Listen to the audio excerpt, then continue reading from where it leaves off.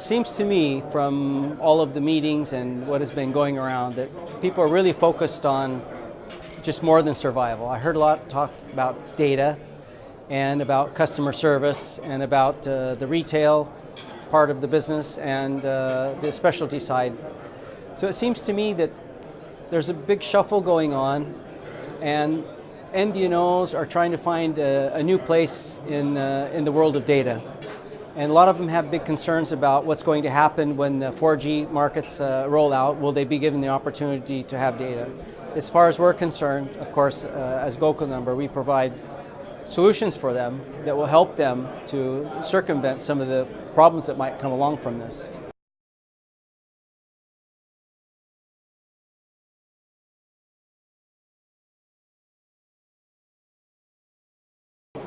Well, personally, I believe there's a big push by equipment manufacturers.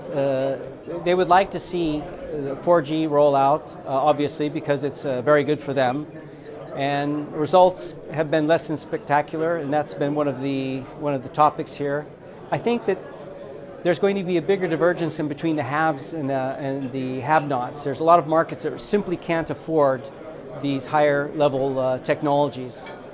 And I think that a lot of the MVNOs, if they're dependent on the operators and their business on providing a full range of services, they could also be in trouble unless they're also given the opportunity to promote LTE and 4G capabilities on their handsets.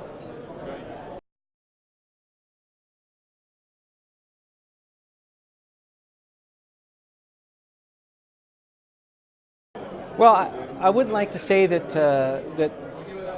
that we are the only panacea. There's lots of solutions out there, but I would say that we are the no-cost solution and the obvious no-brainer.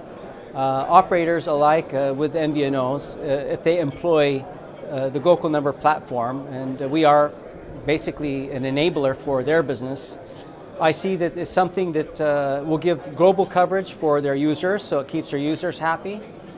For the mobile operators, it gives them something to put on their bottom line immediately without any investment.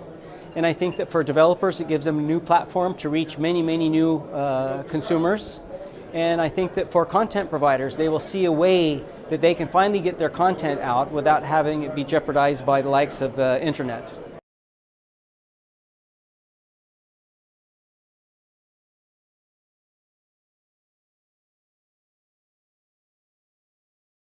I believe the presentation was quite responsive from the crowd point of view. I could see from their faces that a lot of people are extremely interested in the fact that I mentioned that you're all here to make profits, and it's kind of the dirty word of business, but GlocalNumber really is an enabler for making profits from existing equipment, existing infrastructure.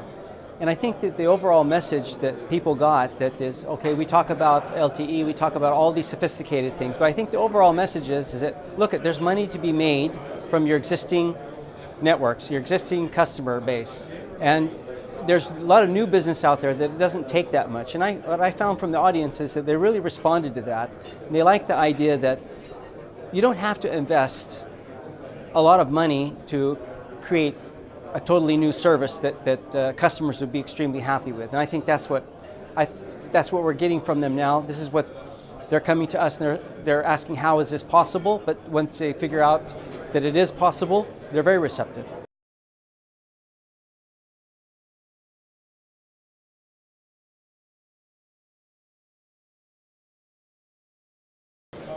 I think actually the biggest challenge in any event is that really a lot of people coming for specific purposes, and we're offering a very big and very powerful service. And I think that for the MVNOs, of course, most of them they get their cues from the operator. So in a sense, we're here to reinforce the fact that we're working on their behalf. We're going to the operators and we're promoting GlocalNumber as a solution that they can readily adopt. Now, we don't expect that some of the smaller MVNOs are going to come running to sign up for a service unless it's endorsed by their operator. So we see ourselves basically as presenting ourselves to the MVNOs and saying, look, we're here and you're going to see us in the future, maybe through your operator, and if you're a big MVNO, you're going to see us directly.